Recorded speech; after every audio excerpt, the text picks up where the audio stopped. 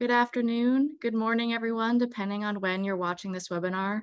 We are very excited to host this informational webinar on a new TWX opportunity. This opportunity is called the State of Industrial Control System Cybersecurity Training.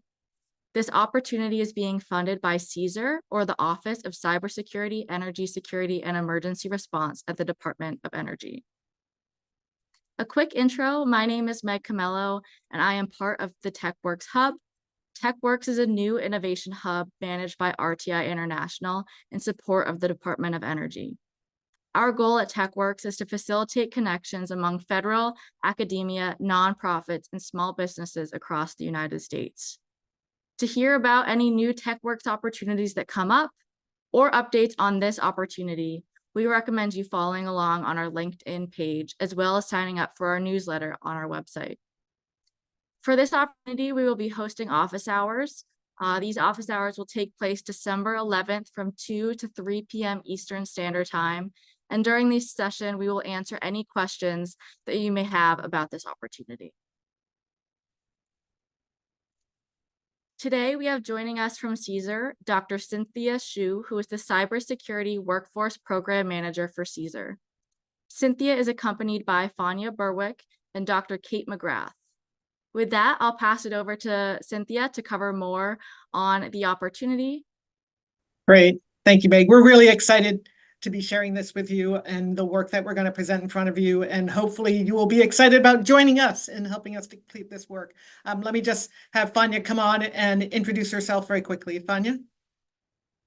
Hi, everyone. I am the implementation manager for this workforce program. I am working with Cynthia, Kate, and Steve to help move all the pieces through the process and design the funding and the opportunities that we are putting out.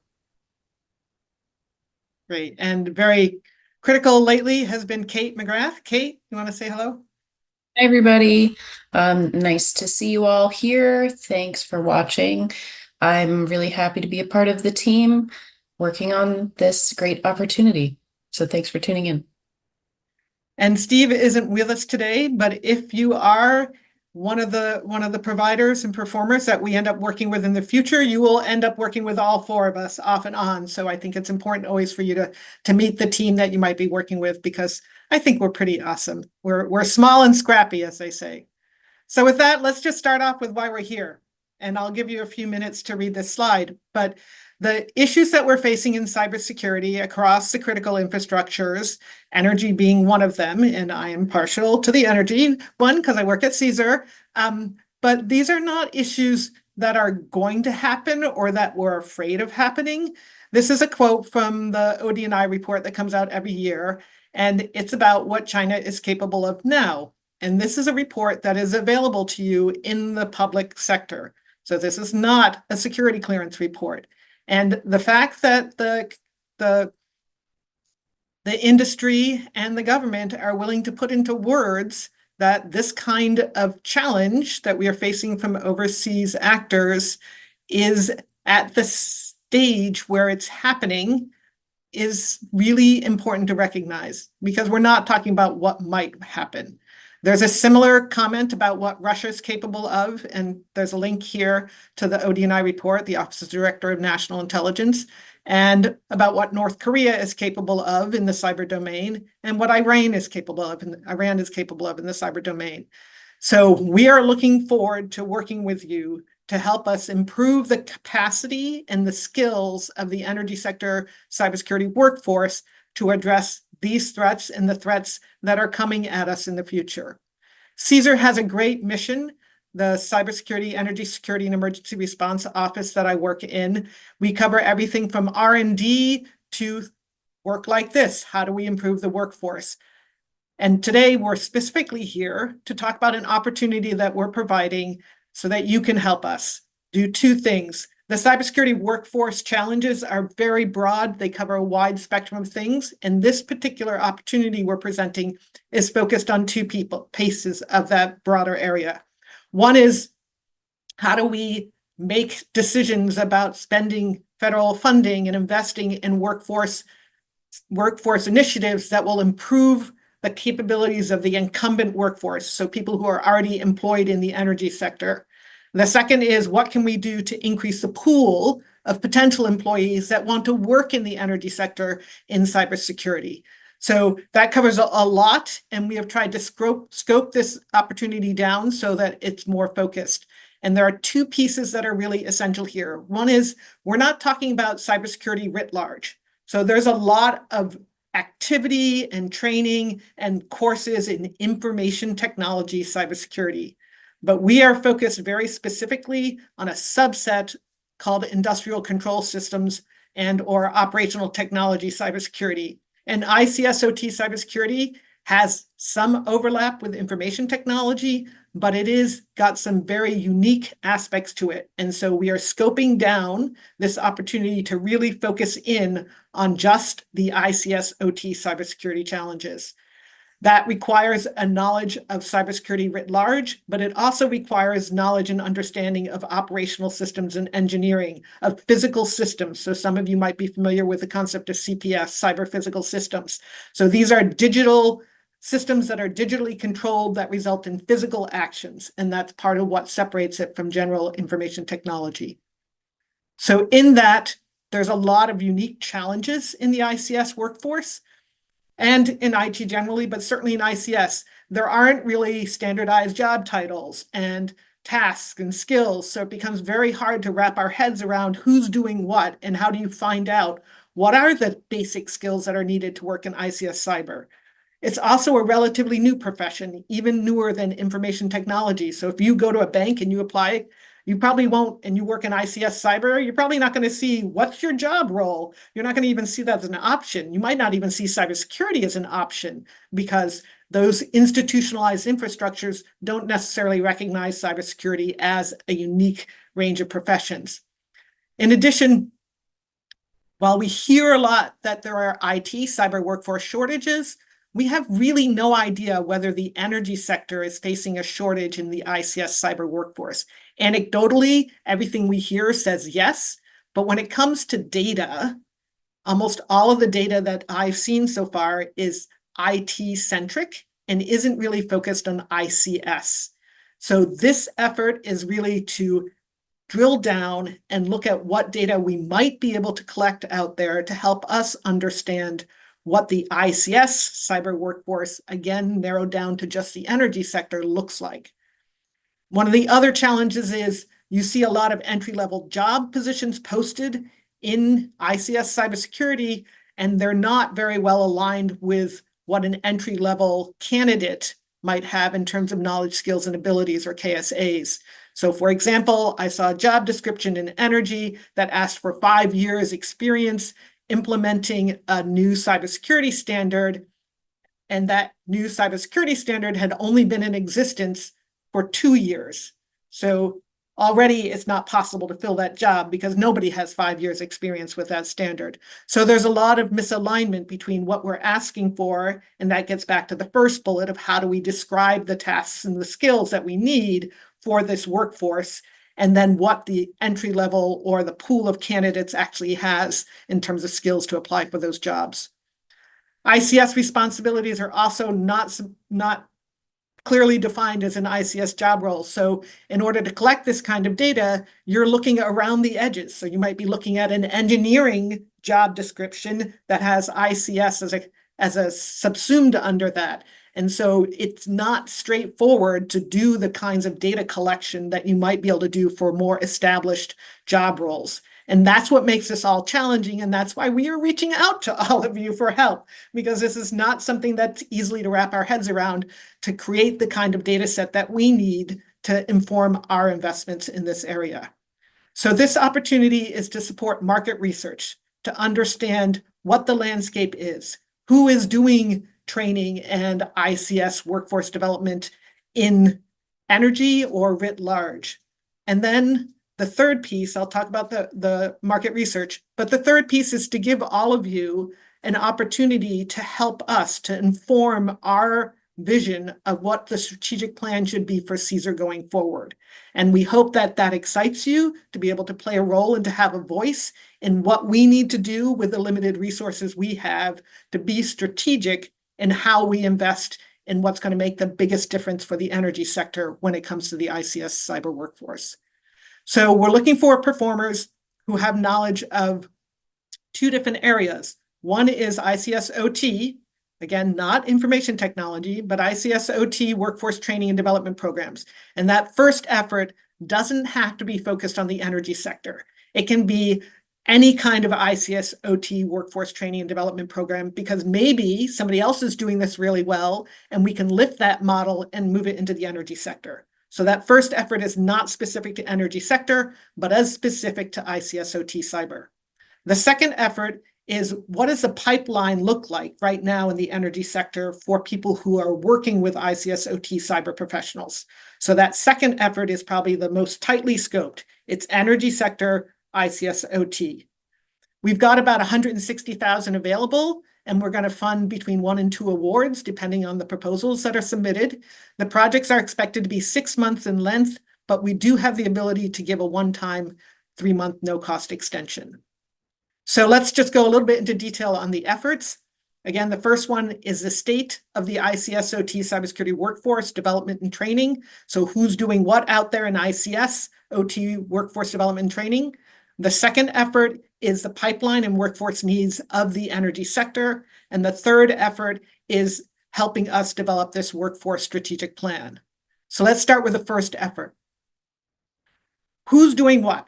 Like, who out there is actually being creative at doing ICS cyber workforce development?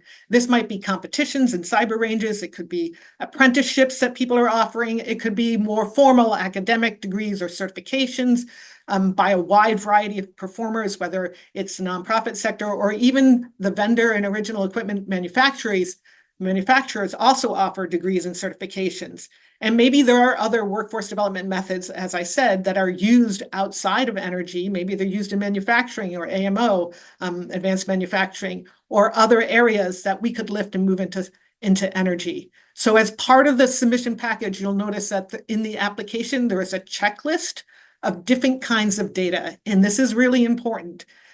Please take a look at this checklist. We're going to be asking you, of all the data that's out there, what are you going to specialize in? What are you going to be able to tell us? What can you bring to the table that's novel and insightful so that we can build a data-driven plan for what to invest in?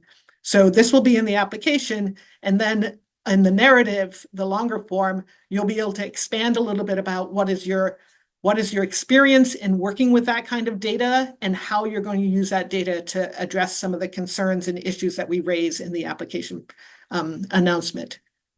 The second effort is, as I said, focused on the energy sector. And we're going to look at the ability of small, medium, and large organizations, because the way people move through utilities that have less than 50 employees versus utilities that have more than 300 employees is very, very different. So those pipelines of where an organization with 2,000 employees pulls its people is very different than the pipeline where an organization with less than 50 employees pulls its people. So these are questions about who's out there and how do they get their jobs? What are the skills? When an energy sector is trying to hire, who are they hiring from? When somebody leaves the energy sector, where do they go? And how do the energy sector employers train their people right now to improve their ICS skills? And how long does an ICS person stay with an employer? Is the average length of time 6 months or is it 6 years? These are all pieces of information that can help us structure and design our investments in this workforce area. Again, in the application, you'll see a checklist because we're interested in where do you want to focus? Is it that it's raw data on salaries, or is it analysis of on-the-job training? So this checklist, please pay some attention to it. And again, in the narrative, you'll be able to expand and describe how you work with these data categories and what you're promoting or promising in your proposal to be able to deliver. Now, in both efforts 1 and 2, it's not listed here as dramatically, but we are also interested in whether you can find demographic data. So is there any information you can find that's robust enough for us to get a sense of things like, are there gender differences? Are there disability differences? Are there military differences in terms of military experience? Are there programs that just focus on a certain demographic category or economic development categories? So we would like you to also look, if you can, at any kind of data you can collect that helps us understand the demographics of the populations that you're talking about. So those are the first two efforts. The third effort is then giving you a voice and an opportunity to use your expertise to help inform us in developing this workforce strategic plan. We have a pot of funding available to invest in cyber workforce, and we would like to be as strategic and surgical as possible with that funding so that we are investing in things that will actually make a difference for the energy sector. So this is an opportunity to really work with us and partner with us to inform where we go in the future, and we would love your help. So eligibility criteria are covered in the application. You must be a domestic entity. If you are a national lab or an FFRDC, you can participate, but you can't be directly the prime, but you can be a subcontractor under an eligible entity. So individuals are not eligible to apply, but if you know of other entities, again, you could probably come on as a subcontractor if that's appropriate. When we review your proposals, we're going to be looking for 4 main categories. And the most important is technical expertise and approach. And I'll break that down into how that 55% of the score is associated with very specific things. We're also interested, because sometimes we work a lot with sensitive data, what your own internal data security plan is. Budget and milestone is, of course, very important. How likely are you to complete the work within the 6 months in the budget that we've allocated? And then your project team composition obviously is important. If you have somebody who has experience in ICSOT, that will help a lot, because you're going to find an enormous amount of information technology workforce training, and that's not what we're interested in. So having some expertise in ICSOT, I would advise. So for the technical expertise, 55% of the points. 5% are what you're presenting, is it reasonable? Does it make sense? 15% is going back to those application categories. Is the information you're going to be analyzing going to provide us with novel insights? So we're really looking for the stuff that's hard to get right now. And that's why we're asking for your help. We are looking for the ICS component of all of that data out there. 10% is on the appropriateness of the methods that you use for both data collection and analysis. And then 15%, which is the next highest category, is what are the final products that you're suggesting, and how well do they align with what we've described in the opportunity announcement. Again, this is just a brief overview of the announcement, and we hope that you will spend some time reading the announcement and the application so you get a better sense of exactly what we're looking for. We are obviously interested in your past performance and how closely your skill set of your team aligns with what we need to happen and the kinds of data we're collecting.